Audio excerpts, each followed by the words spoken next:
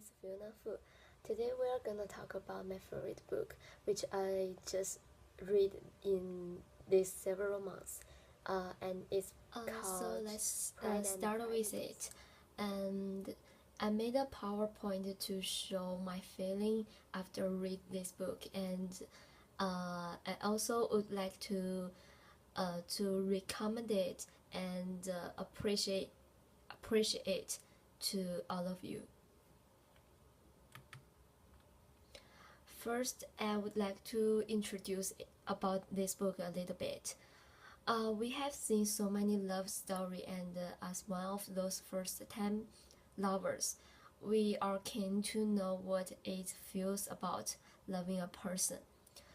The description and the feelings that Elizabeth has made me think about love. So here's the cover. Here's the poster of the movie. It's certainly a good, really a good movie, I think. And quotes about love. Life is the lover.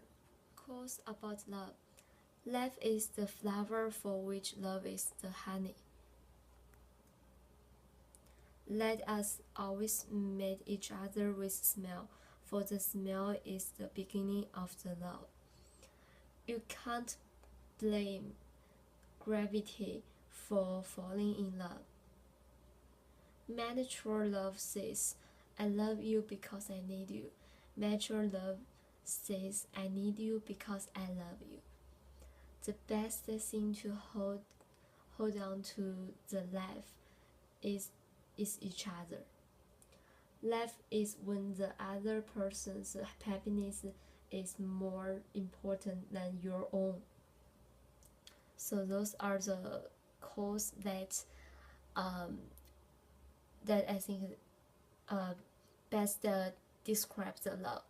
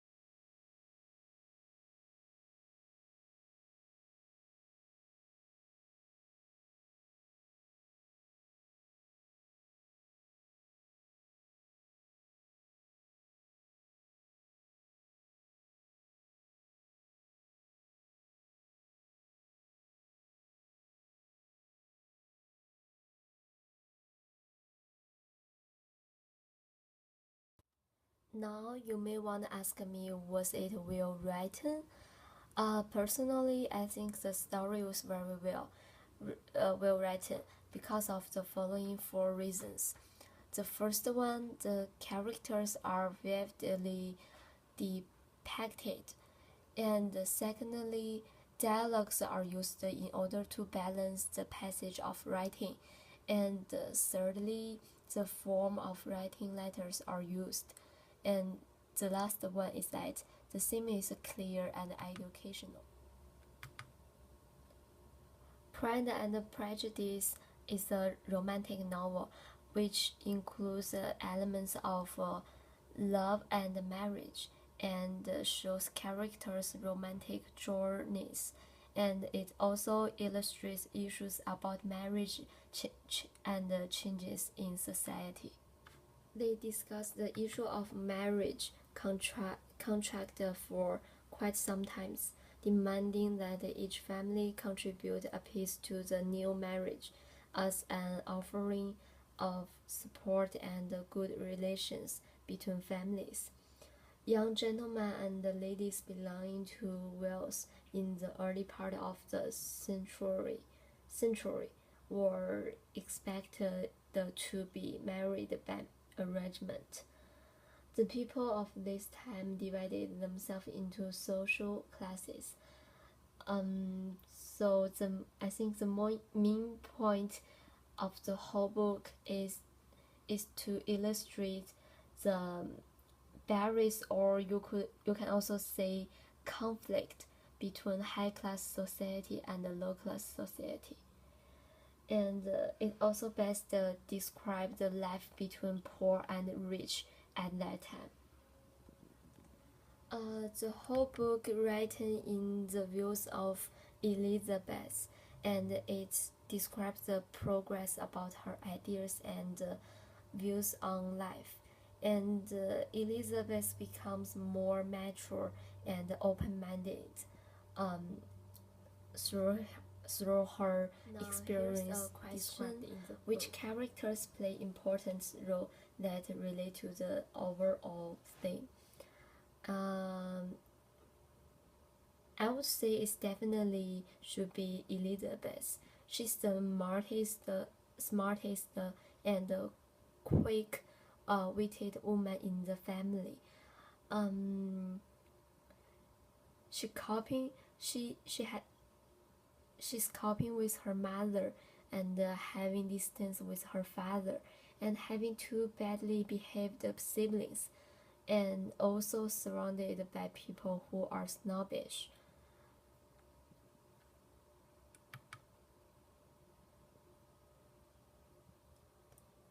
And here's the Darcy, which is Elizabeth's lover. Darcy born in a wealthy family, and he's the master of the Parbury and a great estate. Personally, I think the disadvantage of Darcy is selfish and unsociable. And however, he also has some advantage which attract Elizabeth very much, which is intelligent and forthright. So here's the symbol in the book. Darcy's estate symbolized the owner. In front, a stream of some natural importance was swelled into glitter, but without any artificial appearance. It symbolized Darcy himself, Darcy's origins, and his honesty with no signs to see from the outside. The first thing that I found is love. Elizabeth misjudged Darcy's prejudice. They both hardworking and overcome difficulties and get married. The second theme is class.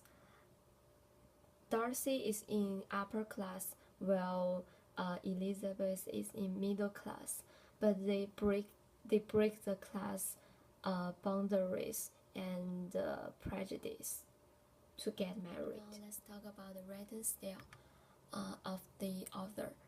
Irony is used when the author describes the different perspectives that the characteristic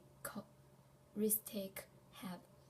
Third-person narration, mainly Elizabeth's viewpoint.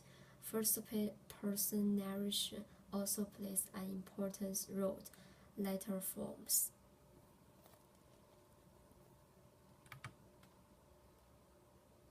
Tom, comic, light and bright and sparkling. Now let's talk about this question. Was there an obvious slant or bias? I would say Elizabeth accused Mr. Darcy for separating Mr. Bingley and Jane, her sister, and Mr. Wickham. Elizabeth mistaken him for doing bad things. Darcy disliked Elizabeth at first as well because of the this book a part of a series No, actually, this book itself is a single book. Conclusion: Pride and Prejudice is about a journey of self-realization, a romantic story that promotes our thinking of love. The novel shows the history of the certain period of time when women and men, the rich and the poor, were unequally treated. The novel uses irony and a humorous way to describe the bad parts of the 18th century society to show the different characterized people. Here are some interesting facts about the author. Jane Austen loves to use the letter form to make the turning points in her novel. Jane Austen made a balance between the romantics and the realism. Jane likes to critique the prejudice of England upper class. Jane was concerned about appropriate behaviors for genders behaviors.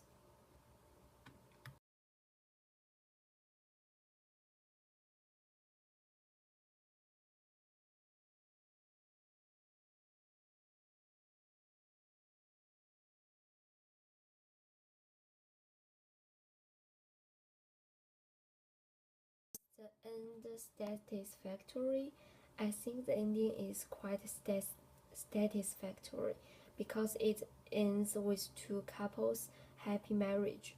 Most importantly, the process of figuring things out allows Elizabeth to see the real nature of people around her.